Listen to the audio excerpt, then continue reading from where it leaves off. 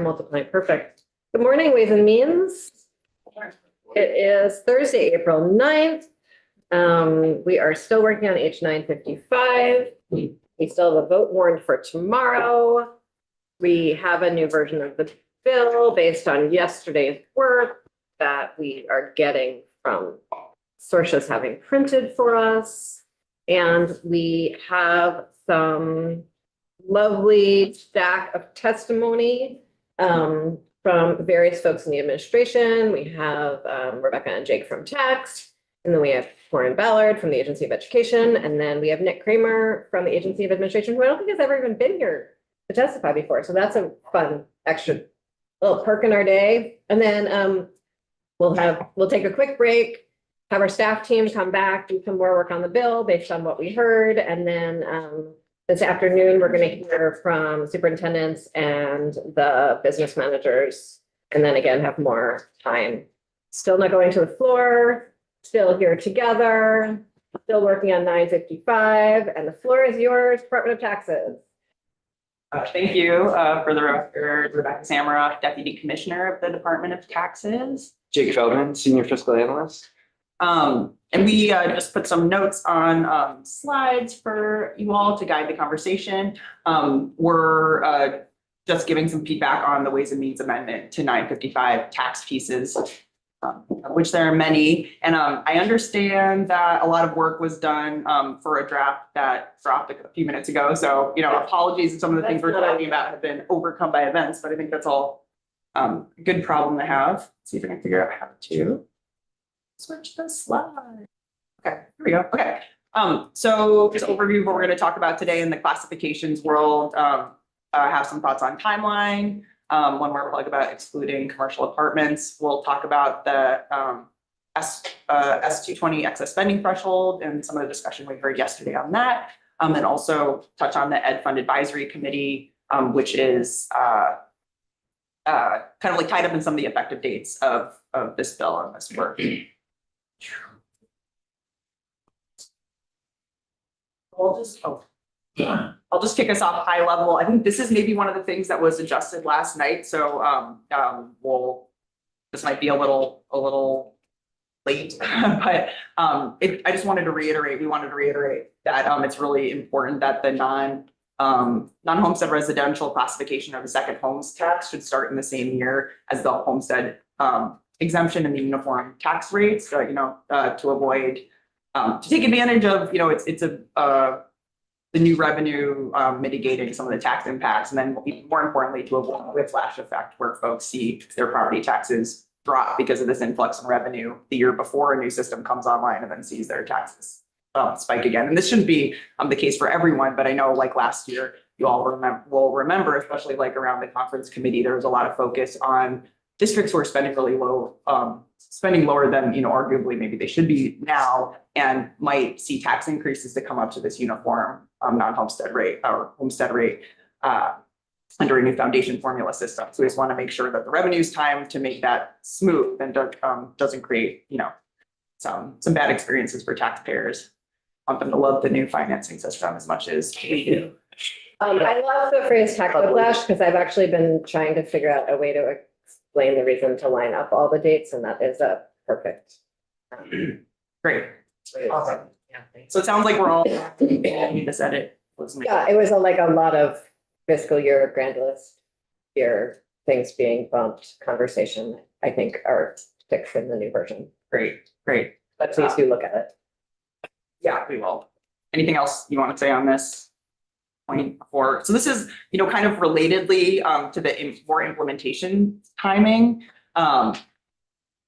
Or maybe Jake, if you want to roll on this one about, we have a recommendation about changing the implementation timeline to kind of like match what was done. Potentially this was done last night too, but to match the shift into July 2030 for this all to be effective.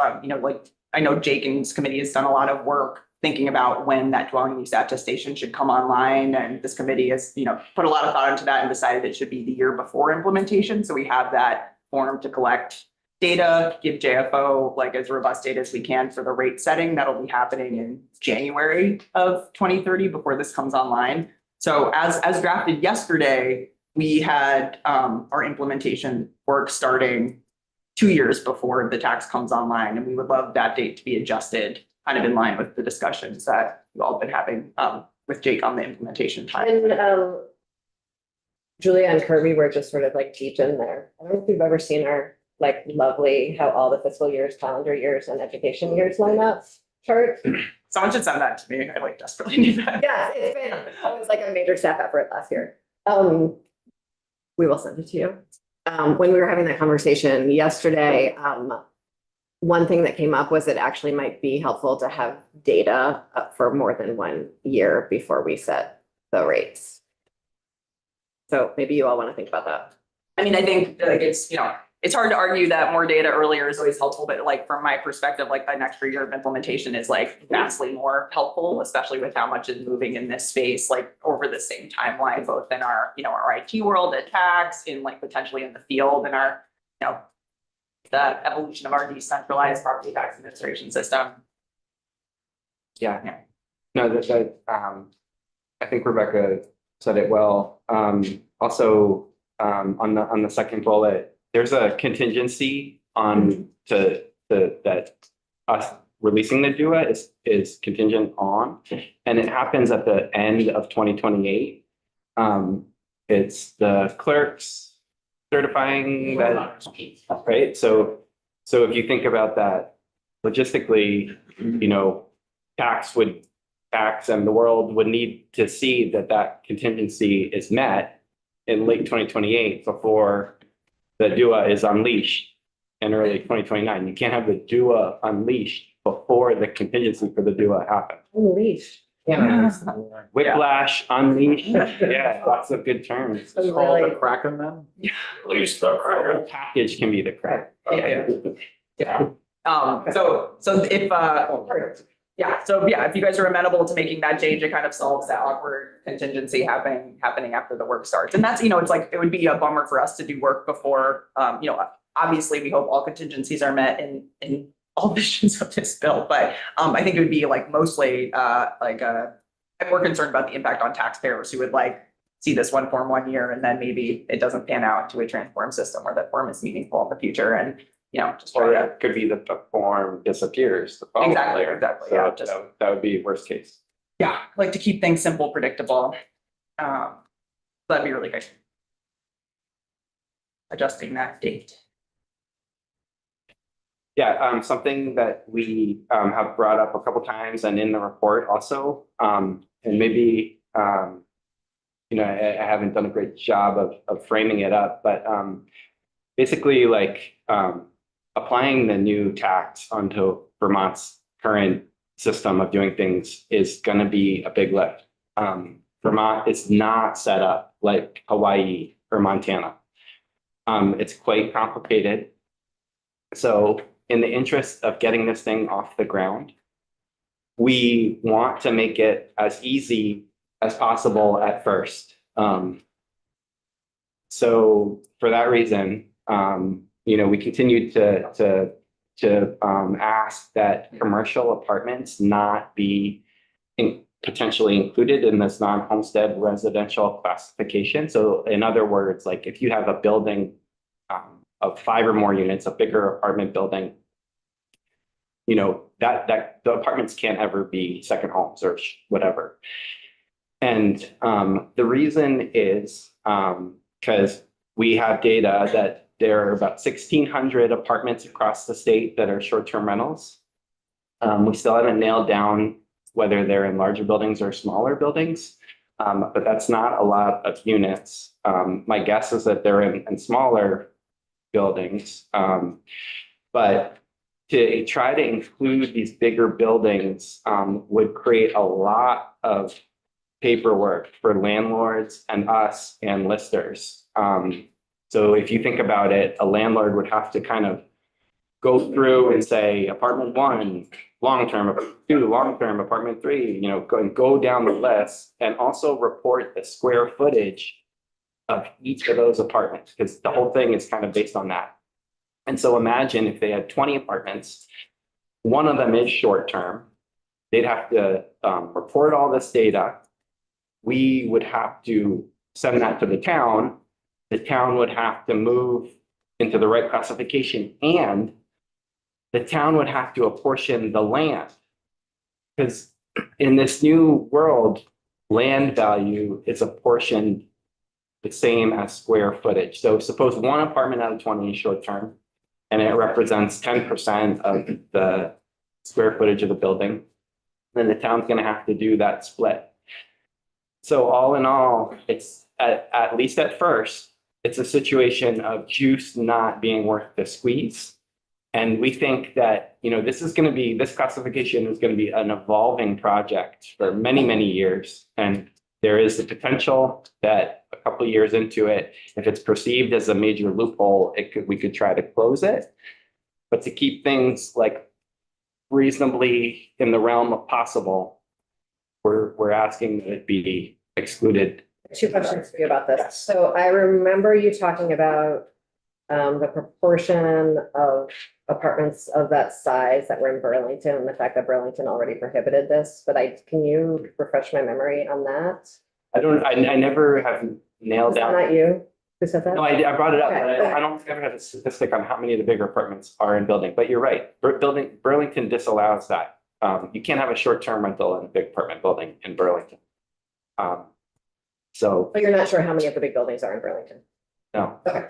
I know that there's about 2,500 commercial apartment buildings in the state. And I don't know how many apartments that captures. I guess it's a lot. But all those, whatever, 40, 50,000 would have to be processed through this crazy Vermont triangle of landlord, the state to town. And we're asking that juice not worth squeeze. The second scenario I'm curious about is, I just want to make sure that I'm understanding this right, is like in more resort type towns, Londonderry, Stowe, et cetera, there are a lot of condos that look like apartment buildings, but I think they're owned as condos. That would be a totally separate scenario than an apartment, right? Yeah, those aren't, so we're, You're talking about a single owner of a Yeah, building. yeah. I am hesitant to bring in the word grandless categories because I know it gets confused a Yeah, lot. please don't. Oh, okay. Well, anyway, the CMA is kind of already separated out in a lister's mind, so let's keep it off the table. Thanks. CMA stands for commercial apartment. That was helpful. So then the default is for every building that's 5 units or more, it would be non-homestead, non-residential. Yes, which we still wish had a better name than that. Yes. We still are accepting offers of new names. We're still brainstorming at the tax department, striking out usually. Great, maybe a member of the public who enjoys watching us at home wants to send suggestions. We should do a contest, but yeah, that's great. Awesome. Okay, we're switching. Like almost as popular as like the. Quite a bit. Yeah. Our new flag, yeah. Governor can pick. So we're really pivoting a bit, quite a bit here. That's all you have to say about the, Classifications, unless Okay. the committee has stuff they want to talk about. no, I think we're, I shared with you a spreadsheet, so. when Yeah, you I haven't take had a look a at it, chance, but I'm going to today. Yeah, okay, thanks. as to what fits and what doesn't, because it was, the one thing that's on there is there's no concept of time and percentage of usage. So in that, then I don't know how much discretion your department has in looking at somebody when they say, listen, it's my homestead, but I'm running it for 2 weeks. Right. Is it still a homestead? Yeah, the short answer is it still is. Yeah, in strict definition, it looks like it's not. But you treat it as though it is, so it's just, I don't know if we need to clarify that. I'll respond to your email, but like our read on the definition is that for the period that it's rented out, it's not. Yeah, But it can still be a homestead as long as it's not more than 6 months rented out. okay, And then we can go over details all right, on so, email. yeah. Okay, so we're majorly topics, but our understanding is that this bill might have some of the excess spending threshold that was passed by the Senate. Yeah, we haven't touched it since it got here, so yes.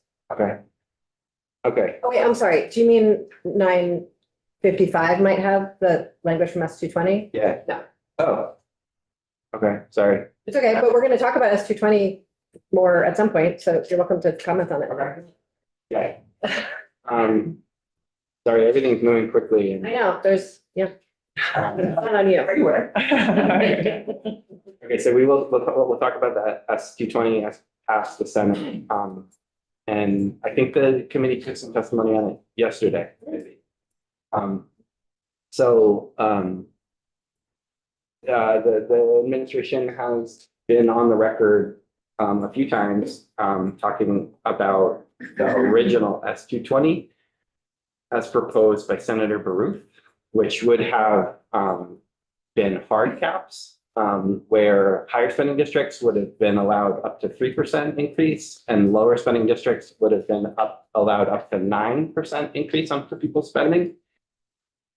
We saw that as a good bridge to a foundation formula because it would start to kind of equalize things. In Vermont, there are some districts which spend nearly twice as much per student as other districts. And in the foundation formula, it's envisioned that people would spend mostly the same.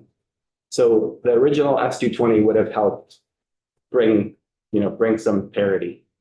And we expressed support for it. S 220 as passed the Senate is quite different.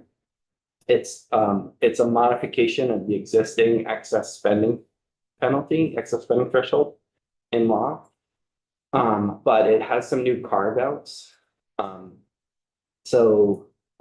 of them is that the current excess spending threshold, it allows your district to exclude bond payments from consideration if they were passed before July 1st, 2024.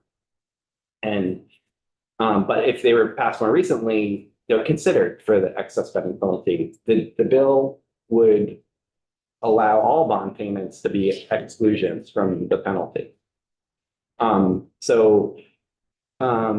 What that means is if you're in a higher spending district who's close or above to that excess spending threshold and you vote to build a new whatever or do a major improvement, that it's not considered for the excess spending penalty, and that puts property tax pressure on all the other districts in the state. So that's a bit problematic, and there's no consideration of whether the construction itself is strategic. Like, are you fixing up a school when there's another elementary school that's 5 minutes away and you have very few students in your school? So there's no wisdom behind it. It's just a blanket, like disallowance of that. So Just push back on that. yeah, I mean, looking at Colchester, because they're going to be in the excess spending, over the excess spending threshold because of the bond they passed when it's fully advanced. So in looking at what they did, and we've heard from their superintendent and business manager, that it may not have been strategic within the whole state, but certainly for their school district, it was meeting the health and safety and strategic for their school district.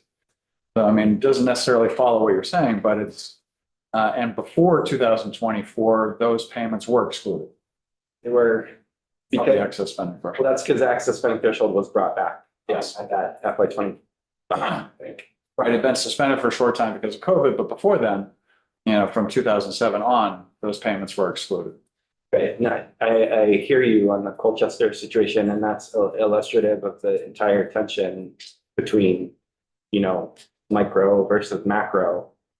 That And- we're, Yeah, sorry, I didn't mean to no, go for interrupt, it. but of course, this policy doesn't disallow districts from making strategic decisions that make sense for them right now, but the excess spending threshold is more, related to who's paying for it and what the, impact on the ed fund and property taxpayers across the system are. And, do you feel like, the need for strategic forward thinking towards a different district structure is important when we're thinking about construction today differently than it was, when this excess spending threshold came back online after the pandemic. Okay, there's a couple new concepts in the excess spending threshold. It's where if you manage to keep your per pupil spending level from the year before, or you're overall education spending, then you're exempt from the penalty. So that's unusual. That's like different than the way Vermont has been, looking at education funding. So since Act 60 and with the foundation formula, everything is based on per pupil spending. So it's like they're meant to try to protect or insulate districts that are losing students. But there's a funny side effect there where if suppose one of the 6 or 10 or so districts that are subject to the excess spending penalty in FY27, they could wiggle out of it in FY28 by keeping either their per pupil spending or education spending level. So it's a kind of a loophole. And so that actually means that, if they were paying extra money into the ed fund in FY27, they would no longer be paying extra in FY28, which pushes more to the lower spenders. I have more, I feel very confused about this provision from the Senate, and we did not have them in to explain themselves, and so I kind of feel like a jerk being sort of hypothetically curious about it and not having been able to ask them yet, but here you are talking about it. So there's the sort of separation from per pupil, which I think is one question here. There's also ways that I could imagine it creating an incentive to sort of spend up in order to be exempt the following years. And I just wonder if you've thought about that at all. A little bit. I mean, it depends on how long it lasts. But they can't do anything about FY27. Like that's pretty much set, right? But they could, I think you're right, that they could spend up in the FY28 to kind of lock in something for subsequent years. And I'm on a school board, education spending and per pupil spending is more under control, like more under our power than you would think. Like we can always use fund balance to manipulate that. So there are ways to play with this, which could have side effects. Yeah. I think this is a temporary measure because obviously it's not relevant. And so anytime you have any kind of temporary punitive measure, you're going to create temporary arbitrary effects. And I really appreciate you talking about managing fund balances. And I'm just going to call the committee back to the testimony we got from Colchester, where they had a bond payment schedule that is not the same amount of money every year, but they are locked into several years of a payment schedule that is increasing before it decreases. And I say that, and because when this was tried before under Act 46, it got removed from the legislature because all of a sudden people figured out that you could negotiate your contracts to push some of your payments out. You could do things, and it also hit people arbitrarily based on when they settled contracts. So it's like anytime you have a lot of these, there are timing issues anyway in managing your account balance, which people are trying to manage locally in the midst of all of the chaos that we're creating. And some of them they can control, some of them they can't. But this is temporary and arbitrary. So I'm curious if there's other things that you think might be affecting people's account balance that might also create perverse incentives, and I guess I'm kind of, I'm just amazed because of, you started by talking about, tax whiplash. Mm-hmm. I don't know anything that is more tax whiplash than buying down tax rates with $120 million. And so, like, I'm just trying to figure out how do people even budget when they're dealing with a tax buy down, they're dealing with this, and then they're dealing with other, contractual commitments that may or may not be materializing in the next 2 years that they closed even before this became an issue of discussion. Like, how do districts manage that? Yeah, I mean, I can't speak. This might be a question for the SBA or BASBO, but it's very hard. As a school board member, there's so much uncertainty on things. So you're right. The system already has these confounding factors. So this adds a couple more confounding factors where, like, a district like mine with a really great business manager and really smart, people, school board members can start, I'll say one. you know, where some other Thanks, district Joe. that's not as savvy, maybe can't play the game. I just think what we need, I mean, I have to say, I find that so profoundly insulting because it's implying that people who are having trouble are just not good managers. And sometimes they are dealing, and I'll give you an example, Blue Mountain and Oxbow. Fortunately, the AOE did correct the error in their count, but they had to make dramatic, catastrophic cuts to their budget because they were given the wrong student count. And so now they're going to be in a situation where next year they may raise again and their rates are increasing. And this is not their fault. It just isn't their fault. They are not dumb. They did their due diligence and they were correct. But that is not chaos or instability or bad management on their part. It's that there were errors made at the state level and they're trying to manage a very volatile and changing environment. So I guess I just would hope we all could not assume that when people are doing things we don't like, it's because they're not managing well. Sometimes they're really, really trying. Muslin. Thank you, Madam Chair. And just to add to this discussion, we started with caps, potential caps. That is where we shall stay. We can. Yeah, anyway, just to recognize that, there are a lot of things, cost drivers that are beyond school board's control. That year after year, we just don't address. And I'm just reminding ourselves that that is a profound driver of increased school costs in some cases, the things that are beyond school board's control.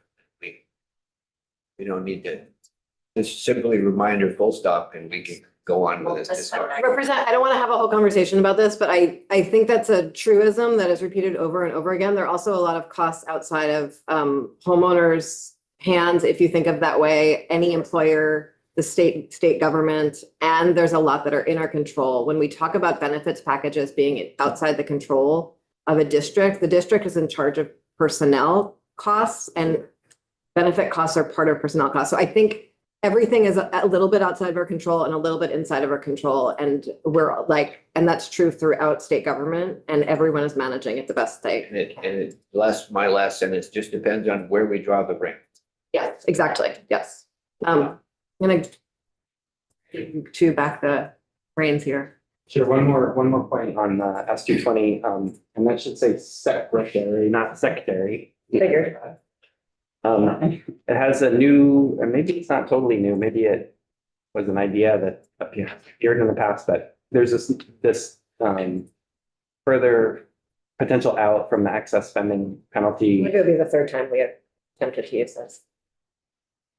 Where you can, appeal to the Secretary of Education and a small group, just to have it, overruled, like say, okay, district, whatever your cost was, it's fine, and you're not subject to excess spending penalty. That in our minds might limit the actual behavioral savings that come from the excess spending penalty, because the district might say like, oh, well, we can go past it, but let's count on the secretary and this small group approving our expense, because this, whatever happened in the district. And the other problem with that is that, JFO has to give this committee and the Senate two accurate yields to balance the ed fund. And if you don't know quite who's going to be subject to the excess spending penalty, you can't set them accurately. You're going to have some variance. So it creates another hard to manage element in the tax rate setting process. If that makes sense. So if we could go back to the cap. So in the original proposal, which you said would more effectively provide a bridge to the foundation formula, I think you said. The 3%, was that on top of inflation or was that including inflation? I don't remember. I have a link there at the top of the slide. I can check it out, but I just wasn't sure if you knew of that. Okay. No worries. I think well, I don't want to say because I don't remember. Yeah. exactly. And I honestly don't know. So I think just like, to put a bow on this topic, we were tax like the original S-220 framework, see that it's transformed a lot as it's made its way through the Senate. If it's gonna remain an adjustment to the excess spending threshold, our recommendation would be just to have the threshold lowered and take out some of these off ramps that I think will, kind of like, as Jake described, loosen or not make it as impactful as it could to help bend the cost curve as we approach a new transformed system, and that appeal to the secretary seems really challenging for us too, especially as it, impacts the world that tax is involved in, and making sure the yields are set so they're raising the appropriate amount from taxpayers.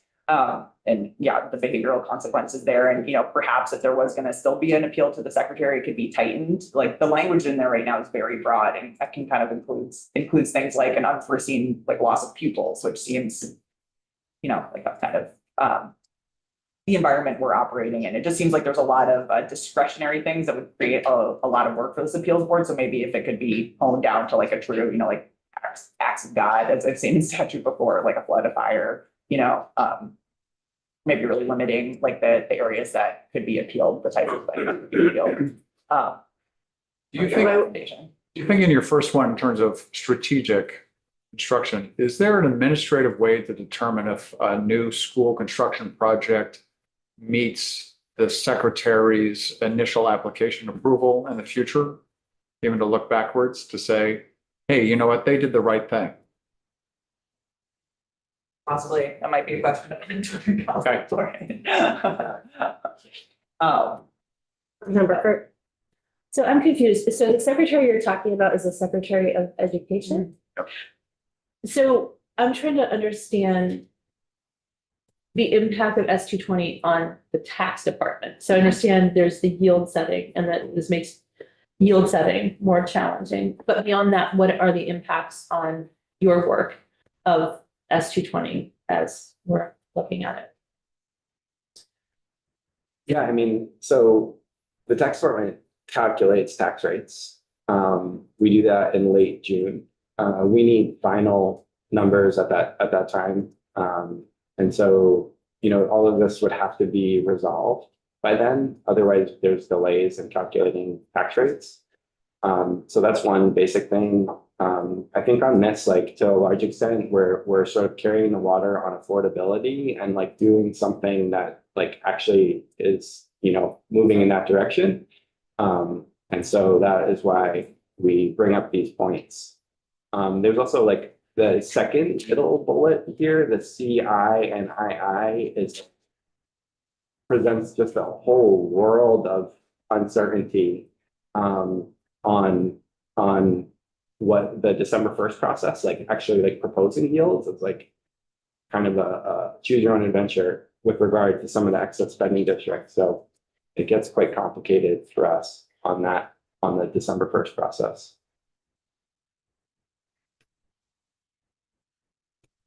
Yeah. With respect to carrying the water and affordability, one of the things I'm hearing about a lot is mental health. And, I can't help but notice that the Department of Mental Health is running a 27% vacancy rate. The DAs are grossly underfunded and unable to hire, and districts are providers of last resort. So what we've seen in recent years is a massive shift of cost related to mental health into school budgets because they are obligated to provide those services.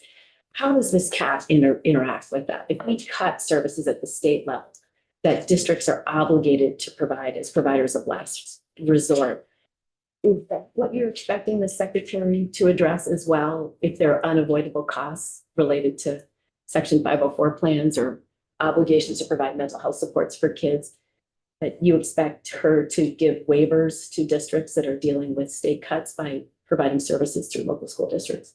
Might be a question for AOE. I don't. Well, except here, it's your third bullet.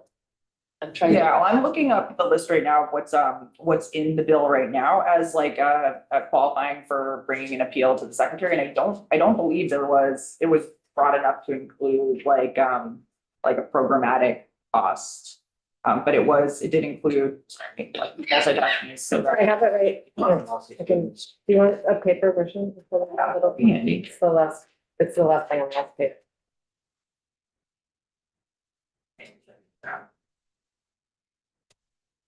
For good cause or beyond the district's control, such as due to emergency capital expenditures or a substantial loss of pupils or offsetting revenue.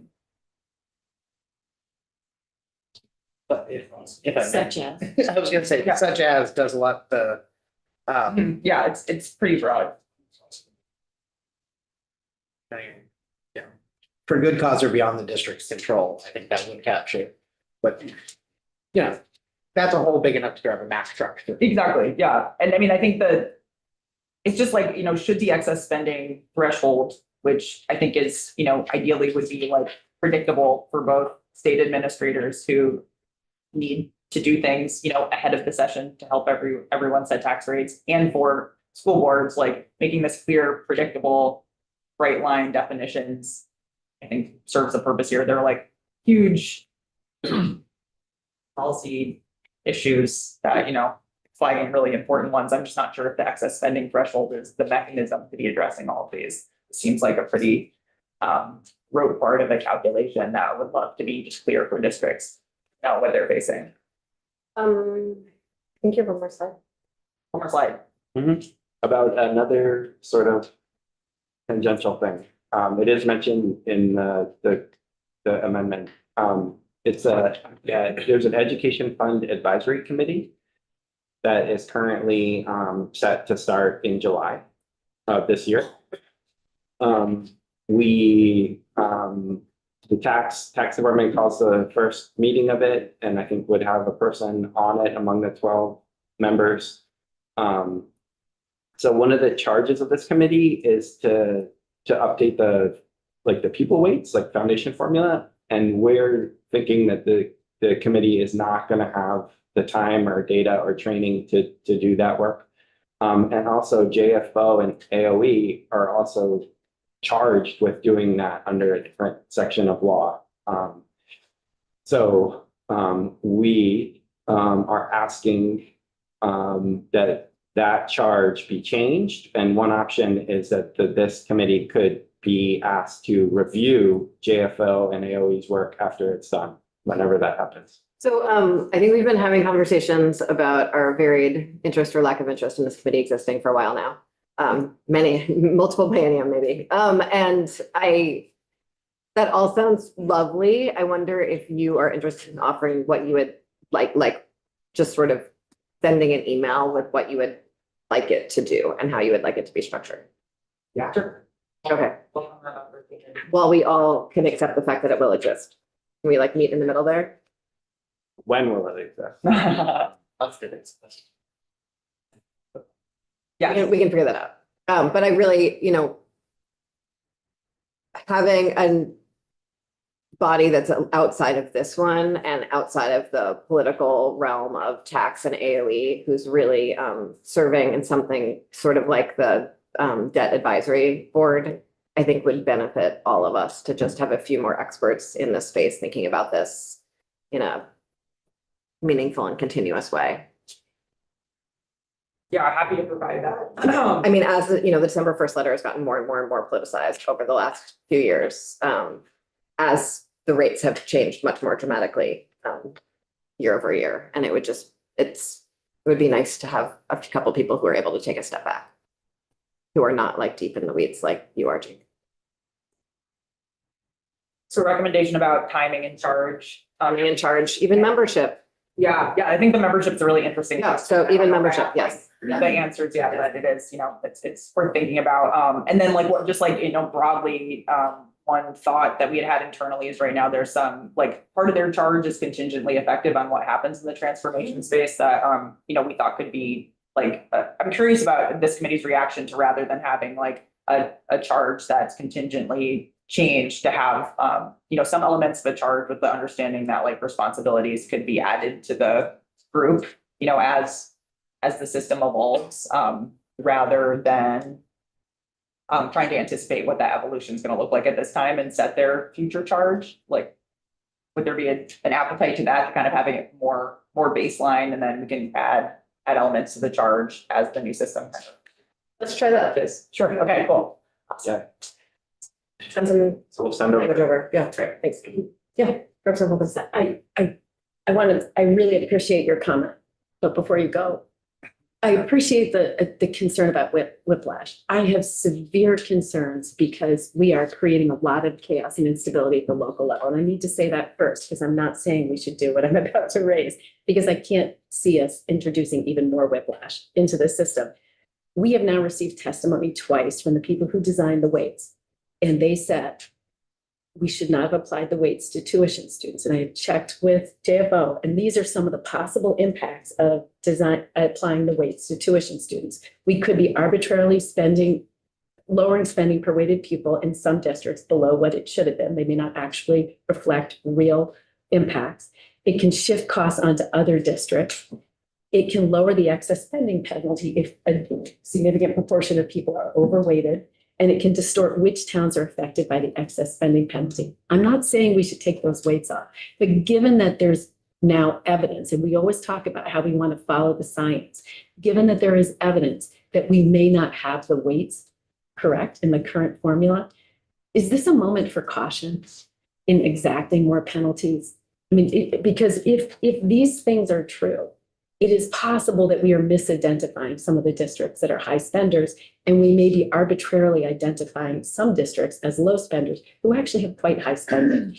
And so I'm really just asking, is this a moment where we should step back and say, what's the big picture here? And given that we have a lot of accumulative mistakes, what are we doing to make sure we're not adding more mistakes on top of previous mistakes in ways that may actually injure the direction that we're trying to go? And I can give you examples if you want, but I'm worried about the kinds of capping that you're talking about if we don't even know if the weights underlying the weights are actually capturing the kinds of variable costs that they were supposed to address.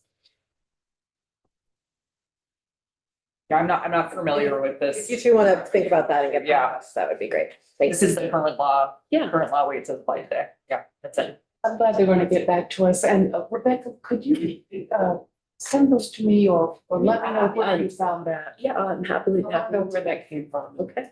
Thank you. Thank you both very much for your time today and yesterday and tomorrow. Thanks. Yes, thanks for the time.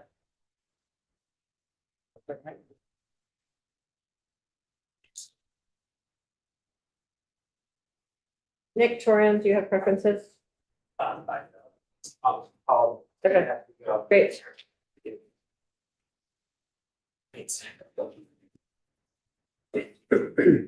Thank you, Madam Chair, and thank you, committee, for having me. For the record, Nick Kramer, I am the Chief Operating Officer at the Agency of Administration.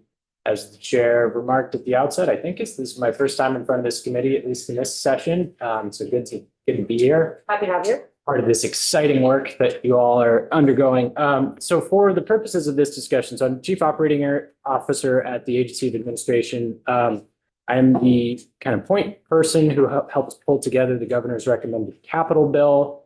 And I've been working closely with the treasurer's office in a variety of capacities for 4 or 5 years now on state debt and pension obligations. So that's the perspective I'm bringing today. I usually descend upon committees when they start talking about general obligation bonding and things like that. So that's really what I hope to talk about today. I'll try to be brief. I know we have a long witness list. But I specifically am like, 1 second. Yeah. You take down your, George, I can do it. That's cool. I, like Jake and Rebecca, am reacting, I think, to the latest draft that I saw, which was like a day ago. So again, apologies if there's been any movement on the school construction piece since then.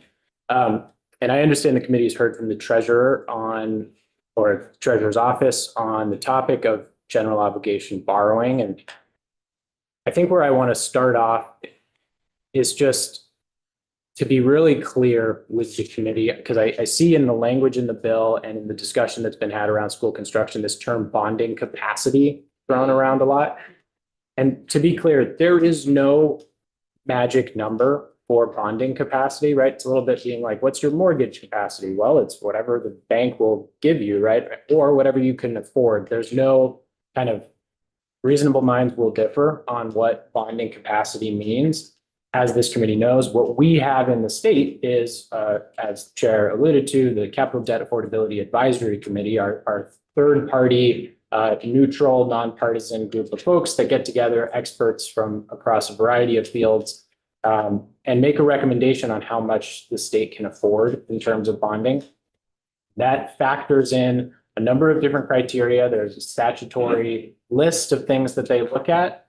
I've participated in those meetings for the last 4 or 5 years. There's always a robust discussion that involves a number of different inputs into that process. And ultimately, they put out a recommendation for the amount of debt that they think the state can prudently issue. And that, again, incorporating a variety of factors, including some metrics that they look at those are statutorily codified. So as the committee knows, the current stack recommendation for this biennium was $50 million in each of the fiscal years. So $100 million total. That supports the capital bill exclusively. And then there's additional funding to the capital bill. The concern that the administration has with the current draft of this bill that the committee's drafting is the language that contemplates a legislative intent to obligate another 50 million. I think reasonable minds will differ, and there could be a robust discussion about can we actually afford another $50 million? I'll briefly talk to that, but then I think there's sort of a bigger issue, a procedural issue I want to highlight. We have been on a trajectory, as the committee I'm sure knows, over the last 10 years with general obligation borrowing we've come down from, I think, a high of like 160 or 180 million in 2014, 2013, to now 100 million over the total biennium.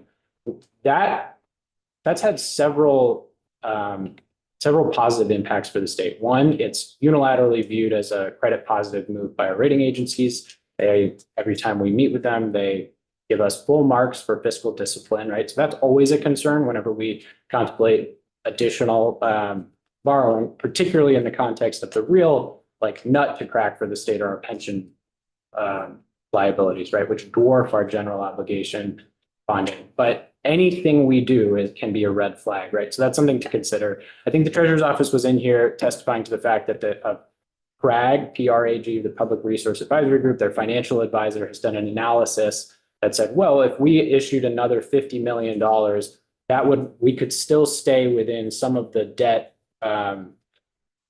criteria that CDAC looks at. I haven't seen the analysis, but know and love PRAG and deeply trust their analysis there. Whether or not that means that there would be no impact to our credit rating agency, I think is not certain. It's No, of course not. very, very possible that if we went that direction, there could be unforeseen impacts.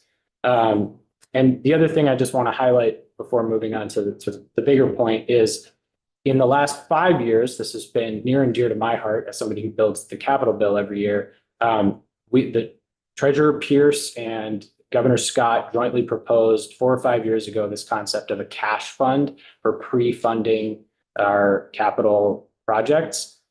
The funding mechanism for that cash fund relies on, it's complex and I won't regurgitate it here, but it's basically taking the difference between our current debt service amounts and a 4% of general fund growth benchmark, and whatever that difference is, that gets transferred into the cash fund and pre-funds a variety of capital projects. Of course, pre-funding has the benefit of costing about 50% less over the life of a project. So that's been like over the last couple of years really growing. This last year, the bulk of the capital budget adjustment that your colleagues are working on downstairs was cash funded this year. There's about $17 million associated with that transfer.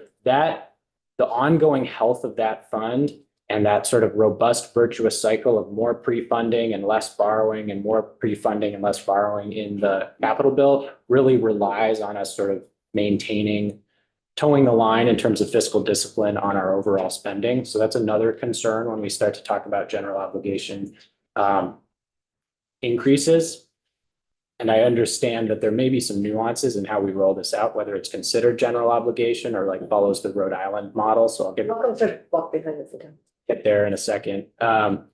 But the other thing that we have a lot of concern about as the bill is currently worded, this would appear to be, I think, a conflict with CDAC's recommendation, depending on when this goes into effect. And that would be a pretty big deal, again, in and of itself from a rating agency Can I perspective. jump in for a second? Yeah. So absolutely would not do something in this committee that would be against the CDAC recommendation. The treasurer's office said this was sort of a preliminary number that they had heard would work. And if this goes forward, they would meet with CDAC. They would call a new meeting, try to call a new meeting with CDAC to make sure it got approved before anything was implemented.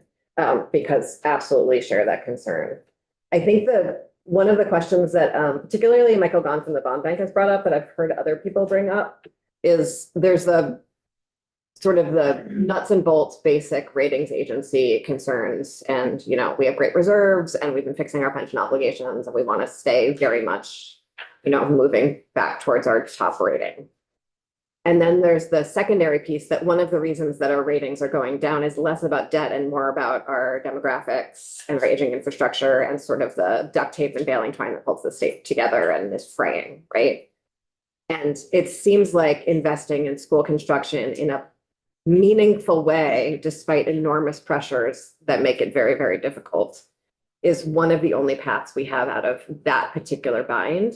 And that's what we're trying to find our way through. This bill is like very much, the school construction part of this bill is so far from perfect or finished. It's very much a like, here are 6 puzzle pieces and probably we need to find another 4 before this all fits together. And so like, would love your help with that.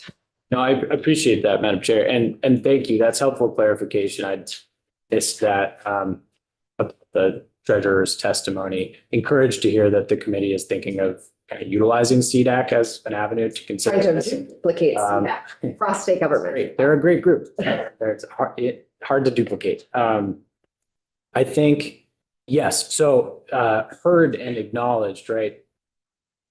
We and CDAC and the collective, we talk about this every year, that tension between sort of strict fiscal discipline in the number that they authorize with respect to general obligation borrowing and some of those macro concerns, Madam Chair, you were describing. I think, and I don't think there's an easy answer, right? It's a balance. The challenge is that one side of that balance is really quantifiable and really easy to define, and the other is not so much, right? I mean, those long-term investments in the demographic and economic well-being of our state. I mean, that's like the raison d'etre of many of the folks in this building and certainly the administration's focus. Like, this is what we try to do as government, right? Is make those investments. And school construction is certainly a piece of that. Housing is a piece of that. Economic development. I mean, everything we do, I think, in many ways is geared towards that.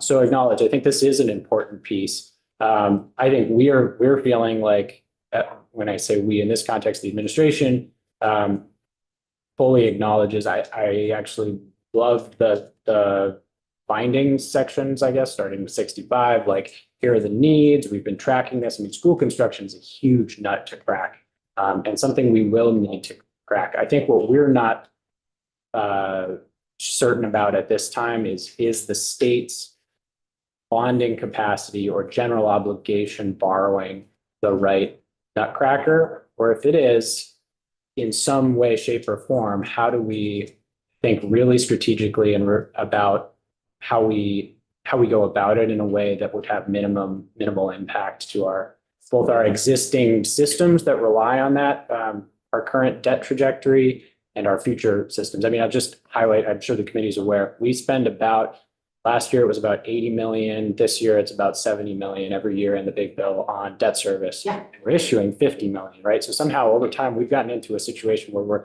our debt payments are more than the amount we're borrowing.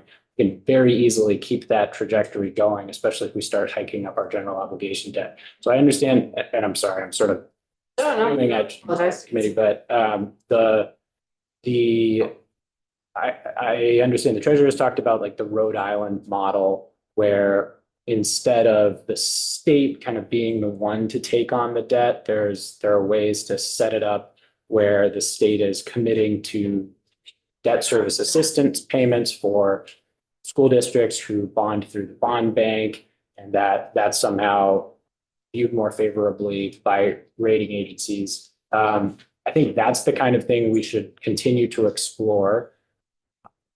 So I'm gonna interrupt you again, I'm sorry. So want to acknowledge that like we are, to some degree, we like are going out over our skis with this legislative language. And part of that is because we have studied this issue year upon year upon year, and no one has been sort of willing to take that leap. And so we haven't gotten anywhere.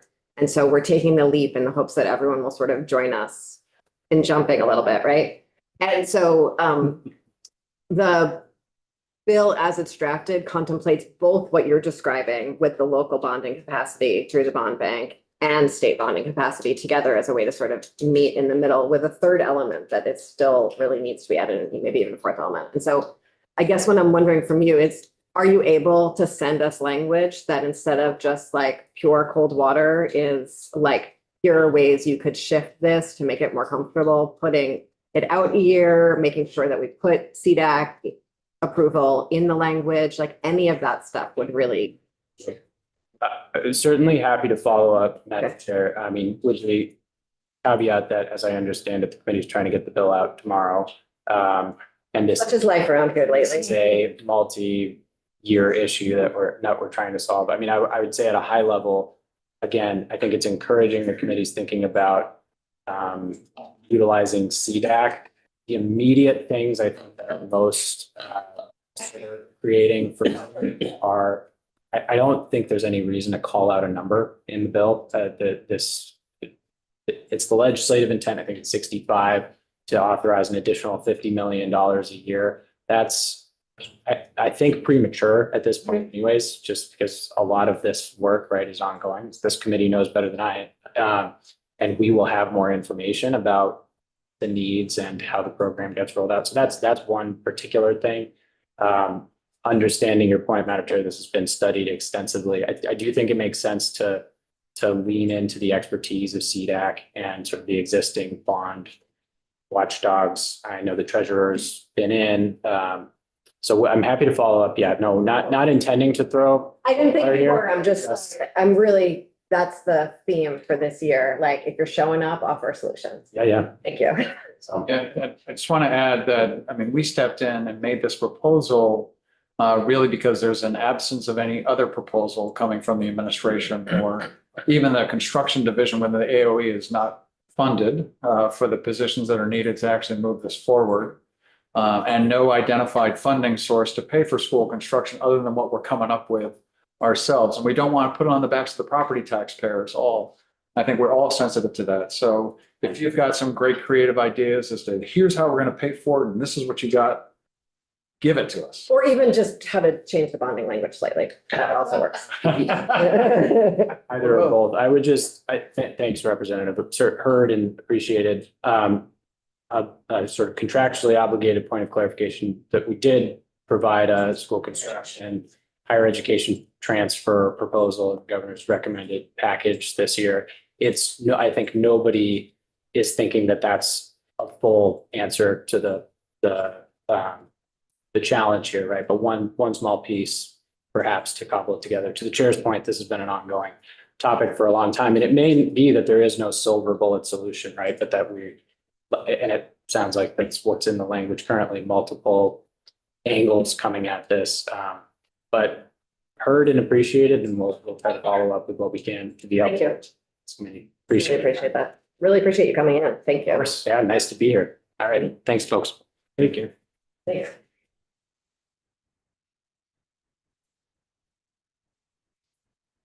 Corinne, welcome. Hello. Take care. Hello, everybody. Welcome to the Ways and Means Committee.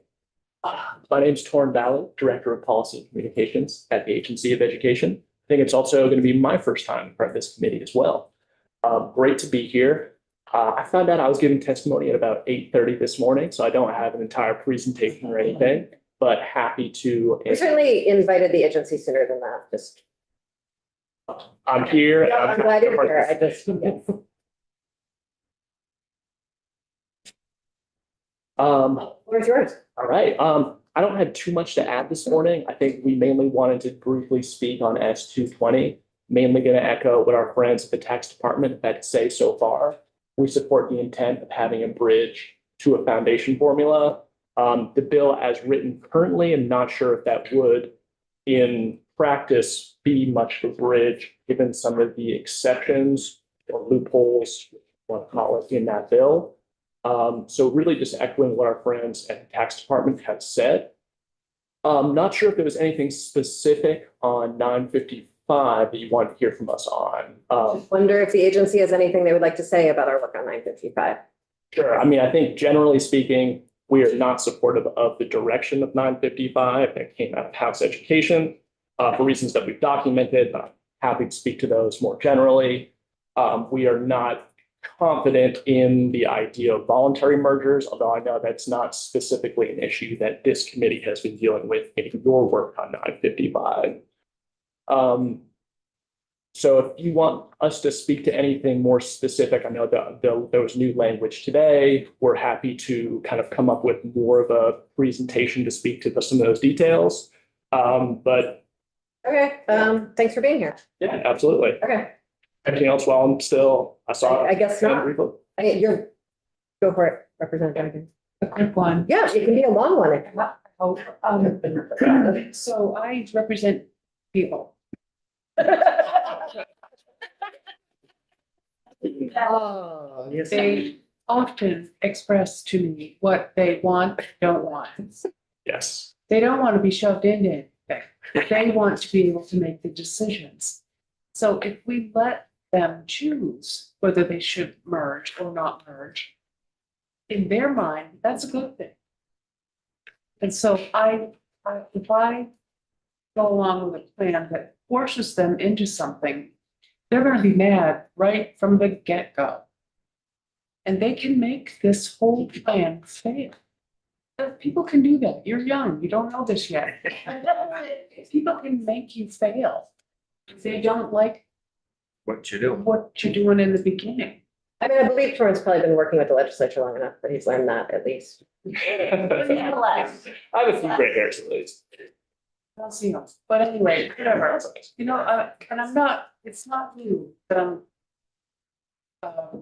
addressing this to, but I would like you to carry that back, that if we work for people, we're sent here to do a particular job, and our first job is to listen. Absolutely. Just to briefly speak to that, I understand the idea of mandating mergers at the state level is obviously controversial. We are still very skeptical about the idea of voluntary mergers with then moving to a foundation formula. And while I understand that there's discomfort with mandatory mergers, I think a concern that we have is that the process that's currently in 955, we don't have a lot of confidence that that will actually result in mergers in practice. And then if you have a foundation formula going to effect in 2030, no matter what, you're going to have the smaller districts are going to struggle to operate, and it's not going to be a level playing field between some of our existing larger districts that are closer to the sizes that were envisioned in Act 73, and a lot of the districts that are, below 1,000 students. And so I think the concern that we have is that if the idea that people are going to merge because they need to prepare for a foundation formula coming around, we see that more as coercing mergers rather than, I think that's might be something worse than mandating something at state level. I think that's what we're concerned about, at least with the bill as written currently. I understand. Is there common ground? I think there's a way forward. I think in a lot of cases, folks have asked state leadership to come up with a map that works for all communities. I think there is a way. We saw the House Education Committee, as soon as they actually started sitting down and working on a map, I thought they were pretty productive and were able to communicate a lot of the individual concerns that folks had in those communities. So I think I have confidence that if the legislature were to sit down and start working on a map, that because there's representatives who represent people from all across Vermont, that we would be able to get those interests and would be able to know all of the intricacies of our state that would need to be reflected in a map that does work for all Vermonters. Wow. I hope we can do that fast. I hope so too. And we're happy to help. Do have a map though. We do have a map. You realize. There is a map, yes. I mean, it's a suggested district map. I guess there's the larger CISA map as well. So there's two maps actually. And I thought House Education did a great job in terms of the productivity in the process of making those maps, which gives me confidence for any process of coming up with a more state-directed version of this idea. And Representative Brennigan, you were saying that you don't think any of your constituents want to be forced into a situation like that, even if the map is very pretty. They want the decision to be fair. It's Thank you. their children, it's their money. They want to run the show. Yeah, thank you. So Thanks so much for being here, Tori. Yeah, absolutely. Sorry, I couldn't offer more, but You know, happy to be here. such is life. One question. Tori, absolutely. I mean, That's why he's here. we've made several requests around just quality of data and. Sure. Yeah, we've had this conversation before. Hoping that at some point we can get a response on some of those. The feedback I'm hearing from I hear from a lot of people too. Sure. And, you know, when districts lose, I mean, Barry lost 250 students in count last year. That's a huge impact. You know, again, I mentioned earlier in my area, districts, the reason this came up is lost 150 students and they didn't know how because they hadn't lost nearly that many bodies. So even with the weights, it didn't make sense. And what are you doing at the agency? It'd be great to get an update from you at some point. I'm not going to ask for it today because you obviously haven't got it, but it'd be great to get an update on what you are doing to ensure that the quality of your data collection is something that is much more consistent. Because I got home last night and I was on the phone till 10 with the superintendent and he's saying, I don't think our numbers are right. They told us we had to sign off on them, so here we are. They're not saying they like these numbers. They're not approving them. They just have to put their budget to print. Yeah. And that's not a good thing when we're talking about a consequential transition like the one we're looking at. I had to go to New York to get information and ask New York superintendents about the demographics of some of the students who are enrolled in different schools. Yeah. If we can't produce that data, how are we going to help people feel comfortable and confident in the foundation formula? So I think it'd be really helpful if you could come back and talk about what are the systems and processes you're putting in place now to ensure that when we have something so consequential as what we're talking about, we actually know the data it's based on is accurate. Yeah. And just would be great to have that update. Absolutely. And I think that's an excellent question. We'd be happy to get our data team in here to talk about some of those processes because I know that they are working on that exact question. Something that I am personally doing is that, as you know, some of these issues came up during the redistricting task force process. And whenever there was a concern that was brought up, I always ask, hey, tell me more about it. I'm happy to look into this personally. And as you know, I've done that on a few occasions. And if there is something specific that you are not getting an answer from elsewhere at the agency, please let me know. And you know that. I think you're CC'd on it. There's still things we've asked for that people can't produce. And my point is they have to be able to produce it before we have a foundation. And I understand that we're transitioning. This is placing a level of rigor and discipline on you that you don't actually need in the current funding formula. But we need to have it if we're going to make this transition. So the fact that we're here months later, we still can't get some of those answers. It's just concerning because we can't do a foundation formula if we can't produce those numbers. Thank you, Representative Holcomb. And I do think that we need rigor with our existing foundation formula. Tax equity is very important, as is spending equity as well. Thank you very much for being here. Absolutely. Data quality, important, any context. So folks, we're going to take a break until 10:30. At that point, the staff will join us to do another walkthrough of the bill. Sorcha has printed copies